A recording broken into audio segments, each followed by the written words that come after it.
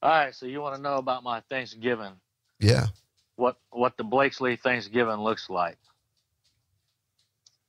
All right, so you know, Thanksgiving morning, kind of wake up, drink some coffee, get acclimated. Wife's already up, get situated, get everything ready, get the smoker fired up, and make sure the turkey's at room temperature, and watch a little bit of news, and then when everything's set and at the right temperature, we start getting down to business. Well, I know. Start smoking. Well, I know you're the pit master, man, the barbecue smoker, man. So, like, meat is like the big thing over there for Thanksgiving for you guys. That's right. All right. That's right. That's like our,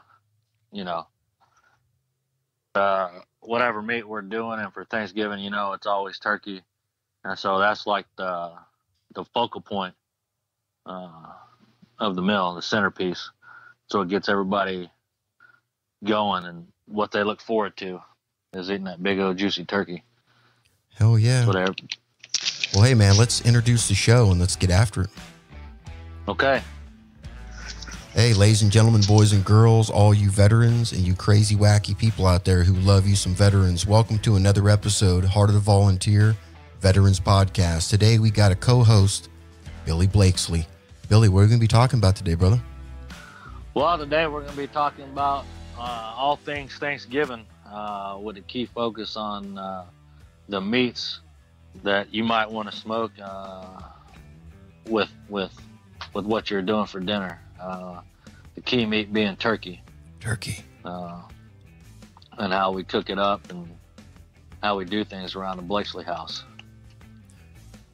Well, here's the thing, man. What is your favorite way of taking care of a turkey on Thanksgiving? So my favorite way, number one on the list, is smoking a turkey. That's what we do every year. That's what I've done for, the past, 6-7 years. That's what I've done, all smoke. And what's the, in your opinion, what is the worst way? In my opinion, the worst way is to roast or bake a turkey. Throw that turkey in the oven. That's like the generic, the rookie way to cook a turkey for Thanksgiving. When was the last time you had one of those? Man, I probably had a baked turkey. Well, I think I've had a couple baked turkeys. One, I think it was a few years ago when I was deployed. Of course, everybody gets the deployed turkey, so they're always baked. They don't know how to cook anything. And then, aside from deploying, five years ago. So you don't let people serve you baked turkey unless you absolutely have to. Unless I absolutely have to, I don't eat a baked turkey. I don't play those games. You don't. The flavor is just not as good. Now what? Tend to be. All right, so we got the baked turkey at the bottom of the list. What would be your number two? Number two would be deep fry. Yeah, I like the turkey. Deep fry. That'd be the number two. Just because you get it, nice and crispy. Yeah. You still have to be careful deep frying it. Just like, if you're smoking a turkey, you got to be careful smoking a turkey. But you got to be careful deep frying a turkey. But I do love me some deep fried turkey. It gets the skin gets more crispy as opposed to smoking a turkey. Definitely. It's more, it's deep fried. So, dude, my fondest memory of turkey, man, is from a deep fat fried turkey, or fried turkey. Yeah. Right there in Hawaii, man. It's like one Thanksgiving, my mom came over with her husband at the time, And man, we fried it on the beach, man. And it was amazing. It was an amazing time. Every time I fry a turkey, I think about that. So yeah, I like to fry turkey. What's your technique, man? What do you use? What's your prep on your fried turkey look like? All right, so prep on the fried turkey, well, on the smoked turkey. Well, no, the fried one. Always. What do you do on your fried turkey? On the fried turkey? Yeah, like a short process. Are you injecting it? Are you putting are you just doing a dry rub? What are you doing on that? So if I'm deep frying a turkey, I have this injector stuff that I use, this liquid stuff, and I use it on everything, and it's called the Tony Checheries, or however you say it. You can get it at Walmart or any grocery store. It's in a glass jar, wrapped up with an injector in it. Yeah. And all it is, it's like a marinade, in a bottle, and I believe they have 3 different kinds of it, 3 different flavors. I think they have a plain butter one, and if I'm not mistaken, they have a hot one. Mm-hmm. But the one I use is the Creole style butter marinade. Yeah, I like that. It's and it's in a green and yellow wrapped up, bottle configuration, and it's got the injector with a needle on it, and that's what I use when I'm deep frying. I usually don't put a rub on if I'm deep frying. It's usually just the injectable, just that Creole seasoning, just because I think whenever you deep fry, you're not really gonna. You might taste, but I've never done a rub, just because in my mind, I think you probably wouldn't taste a rub as much as you would the Creole seasoning, because you're deep frying that turkey, so you're getting all that peanut oil on the outside, of the turkey. But that Creole marinade is pretty much my go-to marinade, whether I'm deep frying or smoking. I do, I do a little bit of injecting, just a little bit. I think the very first year I ever did, I did solid injecting, like garlic clove. Yeah. Injector, and then, but I started cutting the loose skin, man, around the legs, and tucking Old Bay in there, and doing the same thing on the inside, rubbing Old Bay in there, doing little cuts and tucking Old Bay in the skin, and but yeah, I like that crunchy skin. Yeah, and then the flavor. Yeah, I do too. The flavor, you just can't get away from it. It's amazing. No, you can't. And that's probably why I like the deep fried turkey. Yeah. What about? I've seen some people grill, man. How successful is grilling your turkey? I've never grilled a turkey. I've heard of people doing a turkey. I've spoken with a handful of people over the years that have grilled turkey. Mm-hmm. And they said it turned out pretty good. I've never done it. But if you don't have a smoker, and all you have is a grill, whether it's charcoal or, propane, you can definitely throw the old turkey on there and grill it. You just have to watch your temperature more so as if you had, like an electric smoker, or if it was in the oven. You just have to make sure your temperature was staying where you wanted. And you can buy the smoke boxes. You can go on Amazon, or you can go to Walmart and get the smoke boxes or the smoke tubes. Yeah. If you didn't have a smoker, and you could put those wood chips in the wood box, or if you got the tube, you can put the pellets in the tube and put them on your grill, whether it's charcoal or whatever. Or if you had a charcoal grill, you could just take the small wood chips and throw them right on top of the charcoal, and you basically got a smoker. Right. If you're doing that. Now, will the Oh, you know, the little, the chips, man. Not the chips, but the actual pellets. Can you throw the pellets on the grill too? They work the same way, or does it need to be the chips? No, you could use the pellets. I mean,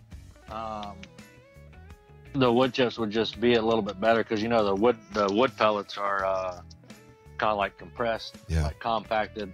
Yeah, it might be a little harder to burn.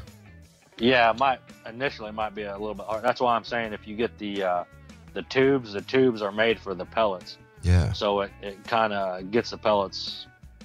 It helps get them hotter quicker as opposed to just like throwing them right on the charcoal. The wood chips, because they're smaller and they're not really compressed, is, you know, you're just throwing wood right on a flame or right on charcoal, so you don't have to wait as long for those jokers to get, you know, hot and start smoking.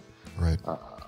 As the pellets, but you could. It just take a little bit longer. But if you had a tube, actual pellet tube, I'm got to look up this pellet tube thing that you're talking about. That must be something new because I've seen the trays and stuff, but I've never seen the pellet tube. I'm gonna have to look that up. That sounds pretty interesting. I've seen them on Amazon, I think, and I think I've been in Walmart, and they have them in there. Usually with the barbecue, it'll probably be kind of hard to find out because, you know, Walmart likes to get rid of all their outdoor grilling stuff for whatever reason. But I have seen them a handful of times at Walmart. Just it's just a little cylinder that's, you know, long enough and small enough to put in your grill, whatever grill you got. Yeah. You know, it's not very big, but it'll hold quite a bit of wood pellets. That's actually probably a pretty good way to go though, man. If you've got, you know, if you got limited space, all you can have is a grill. It's good to have that to be able to have the smoking ability too. Yeah, you could probably, in those cylinders aren't very big, so you could probably, if you wanted, you know, extra smoke flavor, you could probably get you 2 of them. Yeah. If you didn't want a box, if you wanted to use those cylinders, because your grill's not very big, they don't really take up a whole lot of space. You can put them off to the side. You could probably get you, I mean, I'm assuming 1 would work. You just have to refill it more often. Right. But you could probably fit you 2 in there and load them up, and you know, you'd have to change them out. Obviously more often. Now, what do you say about the person that, you know, they don't have a grill, man? You know what I mean? They do their hamburgers, you know, maybe they do them on the kitchen stove, you know, they do their steaks in there. You know, can they get a turkey and, you know, maybe like, you know, cut off a turkey steak and cook it that way? Is that done? Yeah, I mean, I guess if you can find a turkey steak, I've never found any turkey steaks. But I've seen turkey burgers. I've seen turkey burgers. Yeah, I've seen turkey burgers. Maybe if you go to the butcher, find the right butcher, and tell him you want a turkey steak, he might look at you kind of crazy, but you might be able to get one. What do they say about the butcher, man? What do they say about the butcher and the steak? You remember that? How's that go? You can get a good look at a T-bone steak by sticking your head up a bull's ass, or you can take the butcher's word for it. There it is. Oh, yeah. There it is. From Tommy Boy. That's right. Man, that's what I was thinking. Man, we're going to have a movie episode one of these times, like a trivia. That's right. That'd be fun. That would be. Yeah, you know, the turkey steaks, that would be interesting. That would be interesting. But you can, you know, you could pull a turkey apart, essentially. Mm-hmm. You know, I mean, it won't be cooked, but, you know, if you didn't have access to a lot of stuff and a person only used their stovetop or whatever, they could separate, you know, their white meat and their dark meat into, you know, maybe they got a couple cast iron skillets or, you know, just a couple plain skillets or whatever, and they could cook them over their stovetop that way, you know. Yeah. If they didn't have, you know, a smoker or a grill. And they could also, you know, another way you could cook a turkey, you'd kind of have to tear it apart also. But if a person had an Instapot, like a lot of people have the Instapots now, or they have a crock pot, usually everybody has, you know, some sort of crock pot. Let me ask you this, man. Like active duty soldiers now, can they have Instapots in their rooms? What about Zeke? Can he have one in his dorm? Yeah, I think he can, and I think the active duty soldiers can have them because I don't think they're considered necessarily a fire hazard. Yeah, not like a hot plate. Yeah, no, not like a hot plate. It's a little bit more. burn the whole barracks down on a a turkey for Thanksgiving. Yeah, I don't think the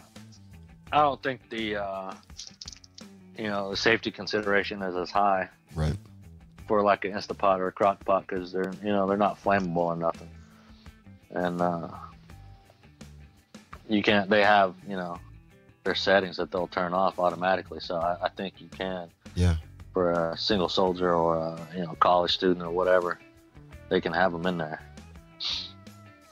If I was a soldier, I'd head down there to the DFAC, man, and get that Thanksgiving grub served up by the sergeant major. Yeah. Instead of cooking my own. I probably would too, just so I could look at him and smile and know that he's serving me my Thanksgiving dinner. Asking for extra. Yeah, let me get some extra. That's right. Now what do you have for the folks out there that don't have the Instapot, man? That maybe they can't, they just can't, they can't cook one. They don't have an Instapot. What else can they do? Will they deliver like a cooked turkey to you? Will they do that? Like Amazon? Like you can order turkeys. Like you can. I know some restaurants. They usually have specials where you can order like pretty much a whole Thanksgiving dinner. What? You can. Are you serious? Yeah, I'm pretty sure. Like Cracker Barrel, I think around like where I'm at, I think Cracker Barrel. Every year, I think they have some like a Thanksgiving family, because I know they do it for Christmas, and I'm pretty sure they do it for Thanksgiving. It's like they have a set price, and it's like for like a family of 4 or a family of 8 or whatever, and it's like the whole Thanksgiving dinner. It's not like a whole turkey, like the turkey's already cut up, sliced up, and it's got all your sides in there. And I think it's a certain set of sides, right? You know what I mean? But it's like you can just pretty much go in there and tell them what you want. Rolls, the whole fixings. How's the price on that, man? Do you know? Usually for like a big family, it's weird because you would assume they would fix it for like a large size family, or they would take that into effect. Because I guess average families are probably like a 4 household family, and that's pretty much every time I see us like for a family of 4. But if it's like there's 7 of us, so like if I'm not cooking and I'm ordering Thanksgiving dinner from a restaurant, I gotta order like double, so I was trying to see, because I think that'd be kind of cool. Here we go, Thanksgiving dinner price. Yeah, I'll have to look when it gets closer and start putting it out. I think that'd be cool to get like some gift cards, man, and go around and give them out to families, Yeah, I think it would be too. You got. I'm gonna take a look at that. It's pretty cool. I know. So Cracker Barrel, it's called a heat and serve holiday family meal to go. And it comes with 2 oven roasted turkey breasts, cornbread dressing, turkey gravy, cranberry, a choice of 3 country sides that serve 10 people, sweet rolls. There it is. And pumpkin or pecan pie. But man, they don't have. During Thanksgiving, they serve 987,300 pounds of turkey during Thanksgiving. 1.4 million slices of pie, 2.7 million ounces of cranberry relish, and 12 million ounces of gravy. I'm going to get with them. I'm going to get some cards, man. I'm going to get some cards. I think that'd be pretty cool. Yeah, that would be pretty cool. That would be pretty cool. All right, so hey man, nice. So tell us about your technique for smoking, man. Smoking's the way you do your business. Soup to nuts, man. How's it start from the beginning to the end until you're laying on the couch in a coma? So, obviously with the prep, I start the night prior. And that's after the turkeys, because everybody gets a frozen turkey. So I set the turkey out about 2.5, 3 days, depending on how big the turkey is and whatnot. But at least, the night prior, it's already defrosted and de-thawed and all that stuff. And I'll get, aluminum pan, just a throwaway aluminum pan from the store, like a 13 by 9 or a 14 by 9 or whatever, the big ones. Yeah. That are real deep also. Set the turkey in there. Turkey is patted dry, with some paper towels. I don't trim it or nothing like that. And I'll get that Creole injection. And I know people don't inject the whole turkey sometimes, but I do. I inject everywhere I can put that needle in that turkey. Mm-hmm. Is where I put the Creole butter seasoning. Right. All over the whole turkey, and then I'll take it. If I've hit every spot on there, then I'll take it and I'll put it on I'll pour it all over the top of the turkey, and then I'll pour it on the inside of the turkey. I know there's not a lot of meat on the inside of the turkey, but I'll put it in there just so it kind of steams up in there. Yeah, kind of just soak in. Kind of helps. Yeah, soak it in and let it get real nice and juicy, and then I'll, and it stays in the bottom of the pan so that it just kind of soaks all that stuff up. And Now, what are you doing with your neck? I'll cover it up. Where's your neck going? Is your neck staying in there too? No, I take all that. I rip all the guts out. Yeah. And, I'll chase the wife around the house with the turkey neck, and then I'll throw it in the garbage. But yeah, I take all the guts out and the insides out. Then I'll wrap it in aluminum foil once that's all basted over the top. I know some people, at least when they're baking, I know people brine their turkeys. They'll put it in a bag and brine it. I don't do that, just because I never like the way that the ingredients are put into the brine. They always put weird stuff for my taste in there, so I never brine it. But I'll wrap it. I'll cover it up in aluminum foil and throw it in the fridge overnight. Mm-hmm. And all the sides are already done. The wife will put the sides together that same day, the day before, and everything's sitting in there ready to go. And then I'll get up Thanksgiving morning, and I'll usually get up 6, 7 o'clock, whatever. And then I'll make sure the smoker's fired up, and we like to eat, fairly early dinner. So around 3 or 4 o'clock is when we like to eat. Kind of how we're feeling is when we eat. And I'll throw that turkey on there about 8 or 9 o'clock. I know some people like to smoke their turkeys like overnight, but I always smoke mine. I'll set the smoker to like 200 degrees. So it's not too low, not too high. It's kind of right there, a good spot. And you going like I'll smoke like 6 or 8 hours? Yeah. And I'll usually, I think it takes me about 8 hours to smoke it right. But I up the temperature too, so I'll smoke it. And meat, when it hits a certain spot in the process, it'll kind of level out, and the meat temperature won't go up at all. Mm-hmm. And it'll kind of get into a hold status. And so when it reaches that point is when I'll bump the temperature up on the smoker.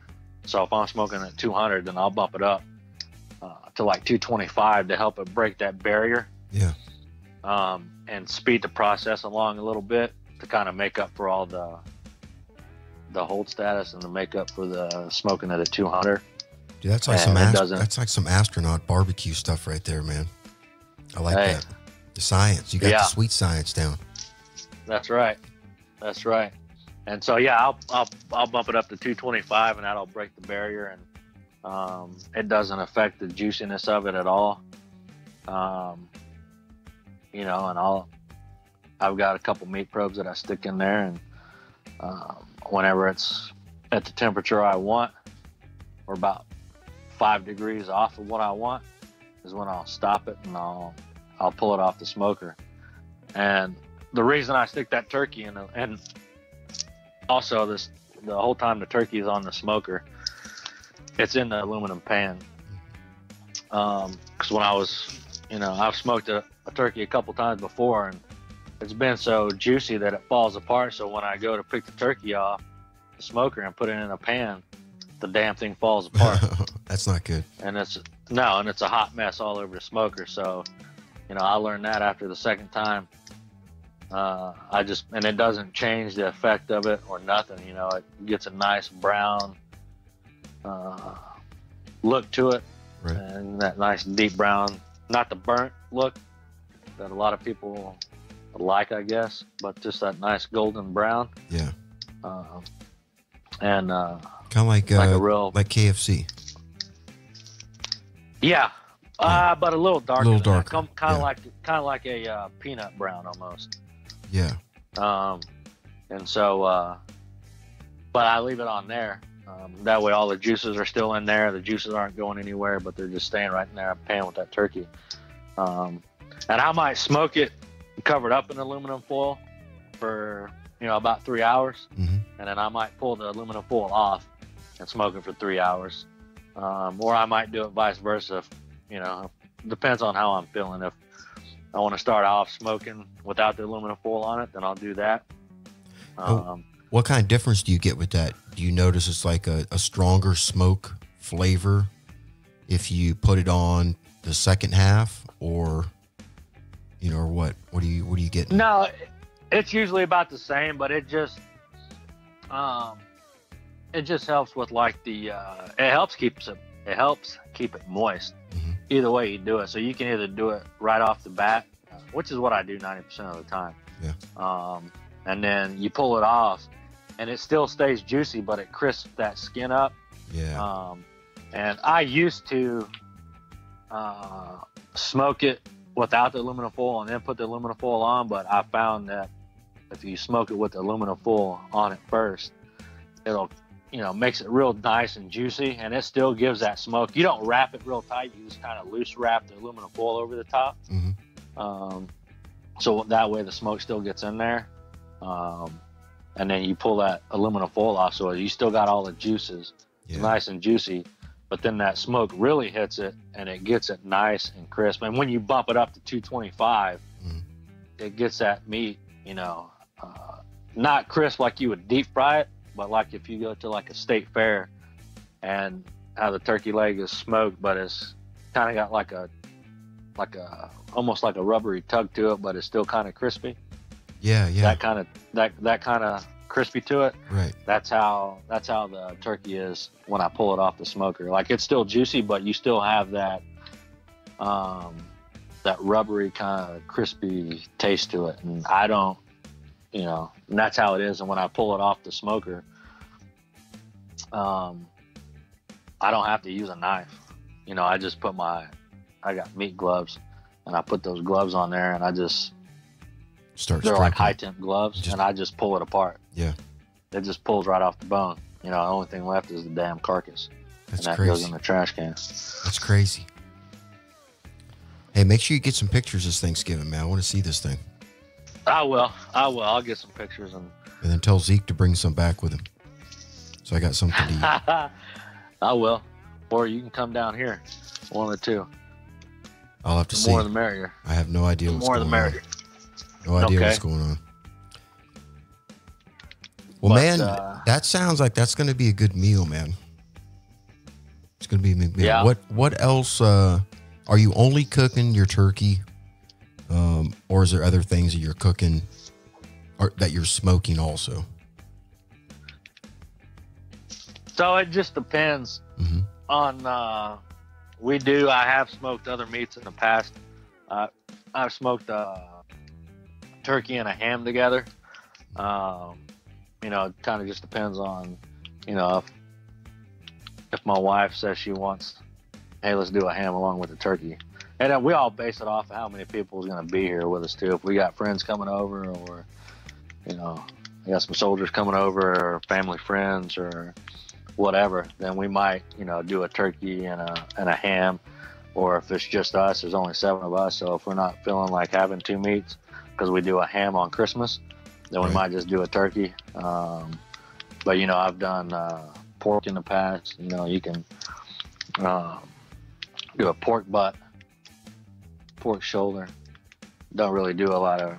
I won't ever smoke ribs with a turkey, just because we eat so many ribs. Just because I smoke so many ribs, anyways. Right. Hey, are you clicking your pen over there? Yeah. I can hear it. That's crazy. That's a pretty good microphone you got over there, man. Yeah, it is. So yeah, those are pretty much the meats you can do with a turkey. If you're doing a turkey, probably a good pork shoulder, pork butt. Yeah. Can't go wrong with a ham. Kind of offsets the turkey a little bit. Even any other meat does too. Pork loin would offset it nice. How big does your gathering on average get? Here the last few years since we've been here, it's only been the 7 of us. Right. But in the past, it's been as many as 14, I think. And that's when I've done like a turkey and a ham, and you can't even sit at the table because it's filled with meat and sides and desserts. You can't even see the top of the table. Yeah, it's fun. Because it's like that. But here, the last few years, it's just been the 7 of us, unless my dad and stepmom's down, then they'll be here. But usually it's just the 7 of us down here. So, and that's kind of however we're feeling, depending on what else I throw on the smoker meat-wise. So how does the day end, man? Does the day end, everybody ate 4 o'clock, and it's just find a comfortable place to lay down, relax, grab a snack later? Is that usually how it works at the house? That's pretty much how it is. There's a loaf of bread in the cabinet, and it's usually turkey sandwiches because none of it's sliced; it's all pulled apart. So yeah, if you want a snack later, there's pumpkin pies, and my wife usually does about 3 pumpkin pies. Yeah. And a couple of sweet potato pies, mm-hmm. and she does 3 or 4 pumpkin pies, depending. Because my youngest boy, he'll eat a whole pumpkin pie by himself. So if you're not quick on the draw with getting a pumpkin pie, then you won't get any if my son gets a hold of them, because he'll eat the whole pumpkin pies by himself. Right. And he don't weigh but 80 pounds. So, but. Yeah, everybody's just sprawled out everywhere. The boys are usually upstairs playing their video games. We're watching YouTube videos. Wife's usually on the couch taking a nap, and I'm usually, watching Sports Center or watching a game on the TV. Yep. And as you get hungry, you go in there and, we're grubbing on turkey and sides and pies it's usually about 2 days after. Yeah. We usually don't go 3 days after. We'll start giving some of that stuff away to, neighbors or whatever. Yeah. We'll walk it there. I'll take it up to work. Dude, I always like doing like some turkey with potatoes, and just like mix the turkey in with the potatoes, and kind of make like a hash brown. Oh, yeah. You know what I'm saying? Throw it on like a skillet, flip it. Yeah. And then, throw some hot sauce on it, some other things, some pepper, and then kind of go with it. Yeah, I got you. Hobo Thanksgiving, man. That's what I call that. That's right. That's good. Well, yeah, I hope your Thanksgiving, I know it's going to turn out good. I see your pictures all the time, man. Every time you fire up your smoker, man, you take pictures of it. So I'm always seeing, the good meats that are coming off there.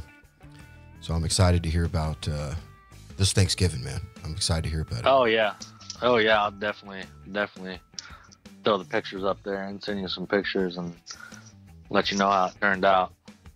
because it'll definitely be good, real good. I'm excited to hear about it. Yeah. Well, hey, man, what else you got, man? Who's OU play this weekend? West Virginia. Think it'll be a good game or what? It better be a good game. I think we'll beat them. You know, it'd be nice if it's a high scoring game, but we'll just see. They got homecoming kicking up to the festivities started today. Oh, did they? Yeah, they got like some kind of walk thing that they do on the campus. Supposedly from the news, it's like 30,000 people. It's like the biggest event that happens on campus is this walk around, this walkabout that happens on campus. I've never even heard of it. This is the first time I've ever heard of it. Zeke told me something about that. It's supposed to be a big thing. They said not to bring your pets, so I don't know what I'm going to do. I might walk over there. I typically like to walk around with Magnus, but I might walk over there just to kind of see what's going on. No idea. Yeah. Well, hey, man, I look forward to you guys getting back up here or down here. I guess I'd say we can hang out some more. Yeah, for sure. I suppose I owe you a visit too, and it's not that far, so we'll figure something out. Yeah, we got to figure something out. I'll throw some more meats on the smoker. Yeah, no doubt. You need to do that meatloaf you keep talking about. Oh yeah, that meatloaf I've done twice. That's probably the best meatloaf I've done. It's super easy to prep, and I get a couple different recipes, and it's kind of making my own and what tastes good to us. Yeah. And I smoke it on there for meatloaf. I smoke for a couple hours. Just depends on how I'm feeling and how much beer I want to drink. Right. I'll set the smoker at about 200. Put the meatloaf in two small aluminum pans, kind of like bread pans that you can just aluminum throwaway bread pans. Yeah. I'll put them in there, and then once they're at a temp, I'll put some Sweet Baby Ray's barbecue sauce over the top of them. Mm-hmm. Let them go for about another 30 minutes. Just let it kind of braise on there, just kind of coat on there and caramelize. Yeah. And then I'll pull them off, and best meatloaf you can have. Man. Put tortilla chips in them, and this is the last time I used hamburger meat and pork sausage. Wow. And 3 tortilla chips in there instead of, I think a lot of people do crackers. I think but the last 2 times we've done tortilla chips. Gives it a little bit of a crunch. Yeah. And that barbecue sauce on there makes it nice and sweet. I've heard of people using oatmeal. I've heard of people using oatmeal. I've never used oatmeal. I think my mom used oatmeal. You know what they say? Really? You know what they say, man? They say the only meatloaf you're supposed to eat is your mother's. That's what they say. Yeah. That's some pretty old stuff, but that's what they used to say. They obviously don't say that because you go hungry. I mean, if you wanted meatloaf, there could be signs all over for the greatest meatloaf in the world, but you couldn't eat it because you could only eat your mother's. Yeah. But then you're screwed if your mom's been like, I'm not going to cook meatloaf ever again. Yeah, you're up shit creek. Yeah, so you gotta bend the rules. Gotta bend them. Yeah. Well, hey, brother, it was good talking to you again, and thanks for coming on, man, and talking to us about getting the turkey ready. We'll have another conversation, man. We got some more stuff brewing. Brewing. You got for sure. You've got your first kids in school right now, college. Yep. We need to have a conversation about that sometime, because there's a lot of veterans are sending their kids off to school. I know one that's going to be sending one off here in a year and a half. There's some good information there that you having gone through it with one, that you and your wife could share. That'd be great. That'd be great stuff. So we'll work on it. We'll talk about it and figure it out. Okay. All right, Billy. Thanks for coming on, brother, and we will talk to you later. All right, brother. All right. Hey, everybody. once again, hey, another episode, Heart of the Volunteer Veterans Podcast. I know we were gone for a little while. Once again, in college still. First semester almost down. Got another semester coming up after this one. And it will be free and clear. And we'll figure out what the next step's going to be from there. But thank you for listening in. We're going to get this out early. You're probably thinking Thanksgiving already, but we're going to try to get it out early. So you got a little time to prep. Maybe get a couple of dry runs. You can get your skills up to Billy's. You can feed your family, get some smiles on their faces. So, hey, until then, everybody, have a wonderful day and stay blessed.